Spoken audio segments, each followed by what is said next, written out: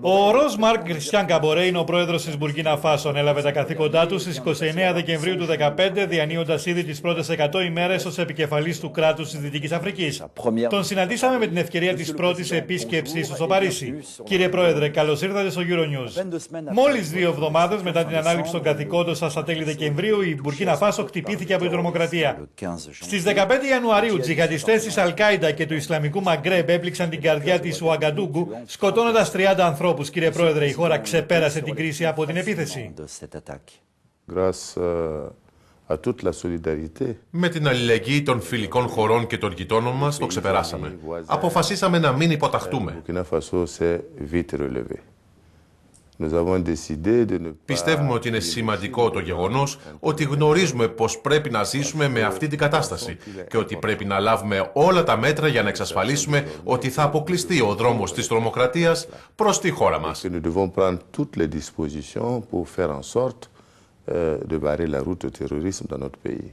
Τι έχει αλλάξει μετά την επίθεση στην κοινωνία της Μπουρκίνα Φάσο?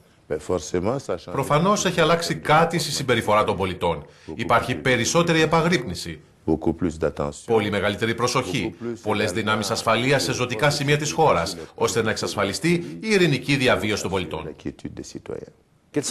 Ποια είναι τα μέσα που χρησιμοποιείτε για την εξασφάλιση των συνόρων της Μπουρκίνα Φάσο και τον αποκλεισμό εισόδου των τζιχαντιστών από το Μάλι, για παράδειγμα?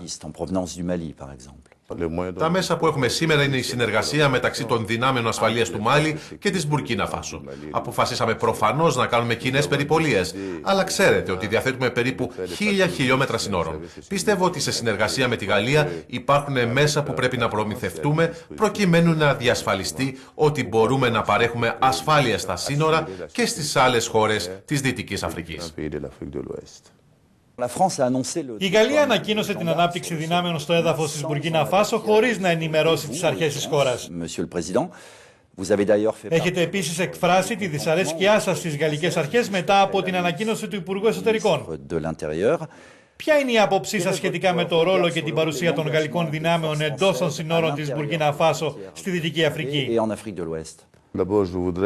Πρώτον, θα ήθελα αυτό να ξεκαθαριστεί. Κατά τη διάρκεια της συνάντησής μου με τον κύριο Καζνεύ, είχαμε την ευκαιρία να εκφράσουμε και πάλι τη δυσαρέσκειά μας και να ξεκαθαριστεί η παρεξήγηση.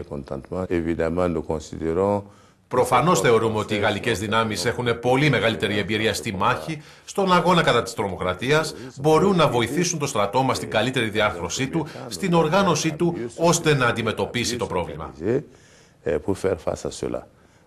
Διότι ο στρατός μας στο τέλος θα πρέπει να είναι σε θέση να εγγυηθεί την ασφάλεια και να μην βασίζεται σε γαλλικές δυνάμεις για να το κάνει.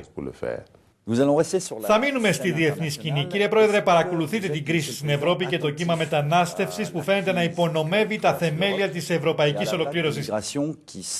Τι νομίζετε ότι είναι εύθραυστο στις Βρυξέλλες?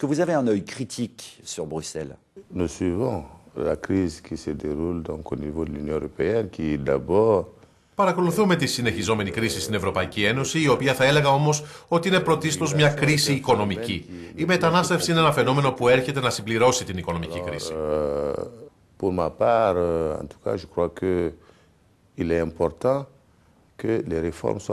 Νομίζω ότι είναι σημαντικό να εφαρμοστούν μεταρρυθμίσεις.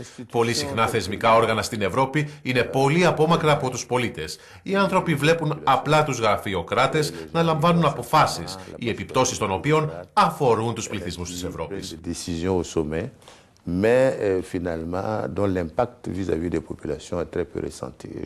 Νομίζω ότι χρειάζεται αποκέντρωση των οργάνων, να είναι περιφερειακά ή και υποπεριφερειακά. Αλλά και στην Αφρική οι άνθρωποι πρέπει να είναι σε θέση να προσφέρουν τις λύσεις που χρειάζονται. Έχετε τη βούληση να αναπτύξετε μια ευρύτερη συνεργασία με την Ευρώπη, με τις Βρυξέλλες? Νομίζω ότι είναι απαραίτητη, απολύτως απαραίτητη συνεργασία. Ζητήσαμε όχι μόνο την υποστήριξη της Γαλλίας, αλλά επίσης να ασκήσει πίεση σε ευρωπαϊκό επίπεδο, ώστε να λάβουμε πολύ περισσότερη υποστήριξη.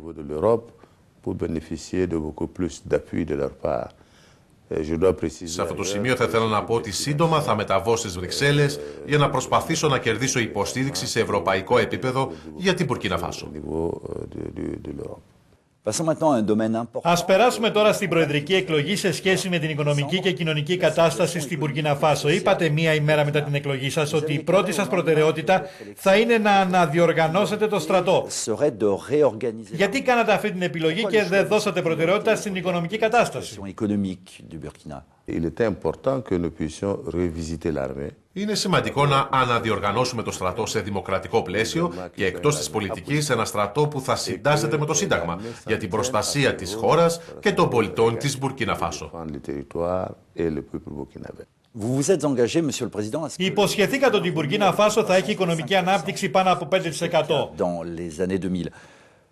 Πώς μπορεί να γίνει αυτό όταν οι πτώσεις στις τιμές του χρυσού και του βαμβακιού, που είναι οι βασικές εξαγωγές της Μπουρκίνα Φάσο, θα μπορούσαν να εμποδίσουν τους στόχους για εφέτος?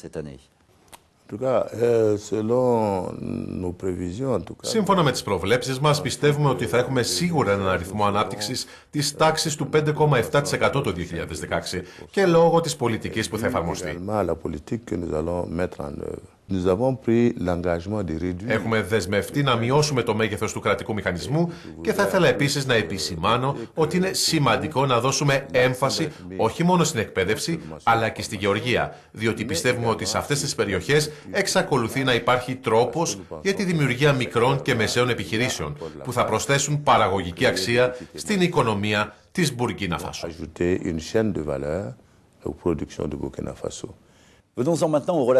Ας δούμε τις σχέσεις που διατηρεί η Μπουρκίνα Φάσο με τους γείτονές της, ιδιαίτερα με την ακτή Ελεφαντοστού. Οι σχέσεις δηλητηριάστηκαν με την υπόθεση Καμπαορέ και Σορό. Είπατε πρόσφατα σε συνέντευξη τύπου ότι δεν κλείνετε την πόρτα στη διπλωματία. Πώς βλέπετε το μέλλον των σχέσεων αυτών με την ακτή του Ελεφαντοστού?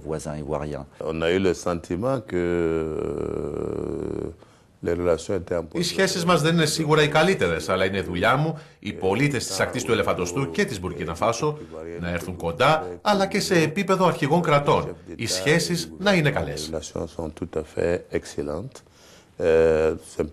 Μάλλον θα αναλάβει δράση η νομική οδός για να ξεκαθαρίσει η ιστορία και να προχωρήσουμε μπροστά. Θα ολοκληρώσω, κύριε Πρόεδρε, με ένα θέμα που θα σας πάει πίσω μερικά χρόνια. Τι θυμάστε από τα χρόνια που ζήσατε στη Γαλλία και τις σπουδές σας στα οικονομικά και στη δημόσια διοίκηση? Πολλές φιλίες με Αφρικανούς και Γάλλους, πολλές ώρες μελέτη. Νομίζω ότι είναι μία από τις καλύτερες στιγμές της ζωής του ανθρώπου η φοιτητική περίοδος και ως εκ τούτου είναι οι καλύτερες αναμνήσεις που μπορεί να έχει κανείς. Κύριε Πρόεδρε, ήταν χαρά μου να συνομιλήσω μαζί σας. Ευχαριστώ πολύ για τη συνέντευξη.